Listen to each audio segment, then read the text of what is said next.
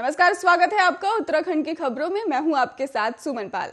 मुख्यमंत्री पुष्कर सिंह धामी की अध्यक्षता में बुधवार को प्रदेश मंत्रिमंडल की बैठक होगी और आपको बता दें कि बैठक राज्य सचिवालय में मौजूद विश्वकर्मा भवन में मौजूद वीरचंद्र सिंह गढ़वाल सभा भाग में ही शाम को 5 बजे से ही शुरू होगी। विधानसभा चुनाव की आचार संहिता कभी भी लागू होने की संभावना के बीच हो रही कैबिनेट की बैठक में लोकहित के कई बड़े फैसले हो सकते हैं।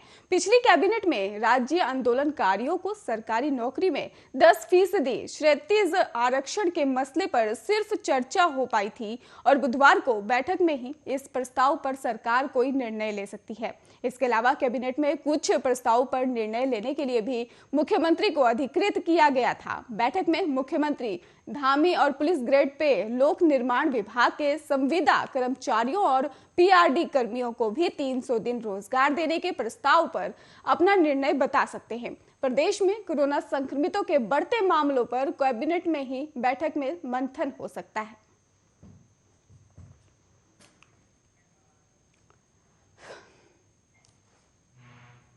धर्मनगरी हरिद्वार में अभी धर्म संसद का विवाद थमा भी नहीं है कि अलीगढ़ में 22 और 30 जनवरी को होने वाली धर्म संसद अभी से ही चर्चा आ गई है। और बता दें आपको कि निरंजनी अखाड़े की महामंडलेश्वर अन्नपूर्णा भारती को ही अलीगढ़ में ही होने वाले धर्म संसद की जिम्मेदारी दी गई थी, लेकिन उससे पहले ही अन्नपूर्णा भारती को लगातार धमकी भरे कॉल और संदेश मिल रहे हैं। बता दें कि ये धर्म संसद स्नातक हिंदू सेवा संस्थान 22-23 जनवरी को रामलीला मैदान में आयोजित कर रही हैं और स्वामी यति नरसिंहानंद गिरी ने भी बताया है कि अलीगढ़ में होने वाली धर्म संसद की संयोजक अन्नपूर्णा भारती हैं और वो अपने तैयारियों में जुटी हुई थी, लेकिन कुछ जिहादियों द्वारा उन्हें टारगेट कर फोन पर धमकी दी जा रही है। उन्होंने केंद्रीय गृह मंत्री अमित शाह और उत्तर प्रदेश के मुख्यमंत्री योगी आदित्यनाथ से मांग करते हुए कहा कि वे निरंजनी अखाड़े की महामंडलेश्वर अन्नपूर्णा भारती, जो कि हिंदुत्व के लिए लड़ाई लड़ रही हैं, उन्हें जल्द से जल्द सुरक्षा प्रदान करें।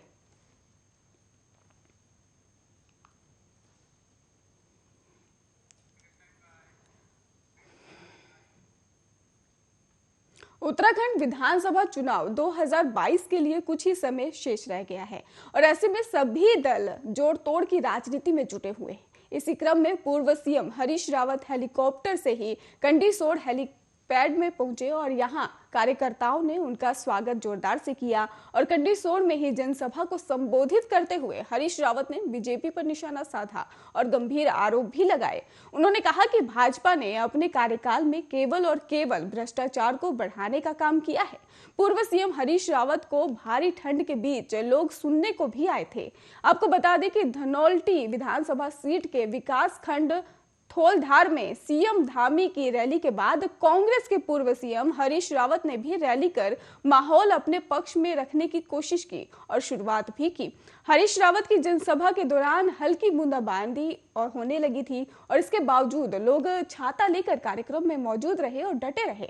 जनसभा को संबोधित करते हुए हरीश रावत ने कहा कि बीजेपी के राजकाज में ही केवल और केवल उद्योगपतियों का विकास हुआ है। महंगाई इतनी बढ़ गई है कि जो तेल 80 रुपए किलो था, आज वो 200 रुपए पहुंच गया है। जो गैस सिलेंडर कांग्रेस सरकार के समय में 450 रुपए का था, आज वो 1000 रुपए तक पहुंच गया है, जिससे केवल अडानी और अंबानी के ही बाबा रामदेव को फायदा हुआ है। इससे आम जनता परेशान है।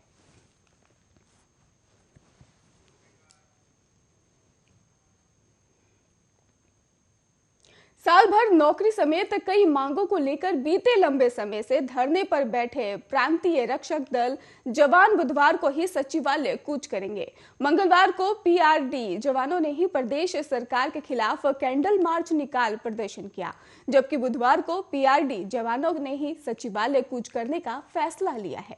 मंगलवार को गांधी पार्क से ही कैंडल मार्च निकालते हुए पीआरडी जवान घंटाघर पहुंचे और परेड ग्राउंड से होते हुए गांधी पार्क तक कैंडल मार्च संपन्न हुआ। आपको बता दें कि पीआरडी जवानों ने कहा कि वो अपनी मांगों को लेकर ही लंबे समय से धरना प्रदर्शन कर रहे हैं, लेकिन सरकार उनकी मांगों को अनदेखा करने का काम कर रही है। पीआरडी जवानों ने कहा कि मुख्यमंत्री पुष्कर सिंह धामी ने पीआरडी जवानों को साल के 300 दिन रोजगार देने की घोषणा की थी और अभी तक उसका शासनादेश जारी नहीं किया गया, जबकि अन्य मांगों के संबंध में भी सरकार की ओर से अभी तक कोई कार्रवाई नहीं की गई है, जिससे पीआरडी जवानों में भारी रोष दिखाई दे रहा है और पीआरडी जवानों ने 5 जनवरी को सचिवालय कूच करने का फैसला लिया है।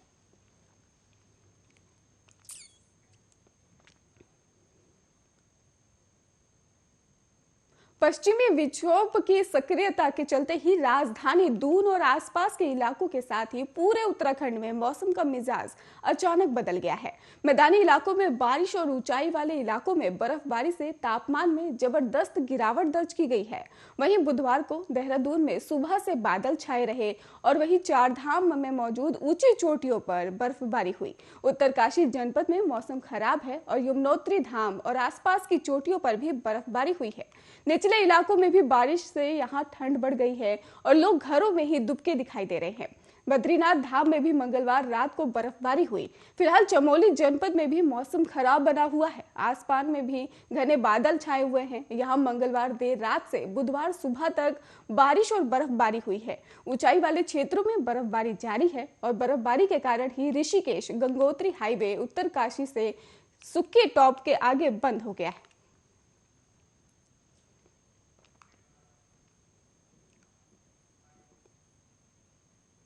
चर्चित बुल्ली बाई ऐप मामले के तार उत्तराखंड से भी जुड़े हैं। मुंबई की साइबर पुलिस ने उधम सिंह नगर जिले से रुद्रपुर से एक युवती को गिरफ्तार किया है। ये युवती इंटरमीडिएट पास है और प्रतियोगी परीक्षाओं की भी तैयारी कर रही है। आरोप है कि उसने ट्विटर के माध्यम से ही समुदाय विशेष की महिलाओं की बोली लगाई थी और बताया यह भी जा रहा है कि 3 अकाउंट संचालित कर रही थी। मुंबई पुलिस ट्रांजिट रिमांड में ही उसे महाराष्ट्र से लेकर गई है और इधर इस मामले में उत्तराखंड पुलिस मुंबई पुलिस से जानकारी जुटा रही है।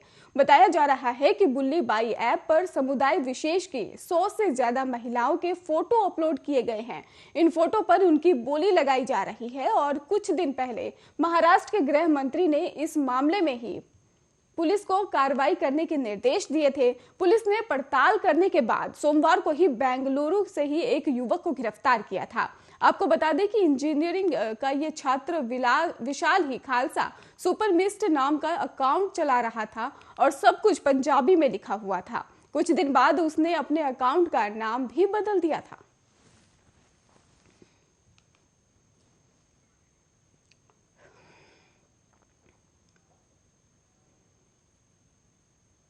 हल्द्वानी शहर के सीवर का पानी सीधे गोला नदी में ही छोड़ा जा रहा है और इससे गोला नदी का जल दूषित हो रहा है। ऐसे में महामारी फैलने की भी आशंका बढ़ी हुई है।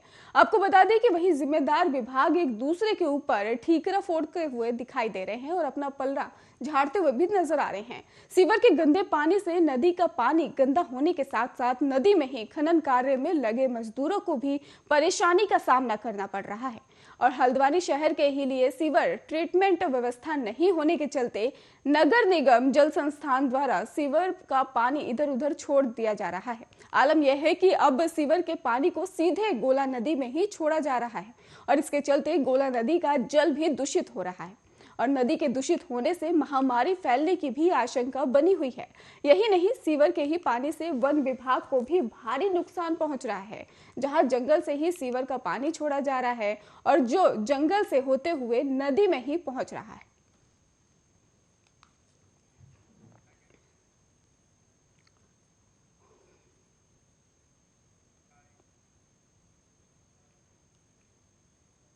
ये साल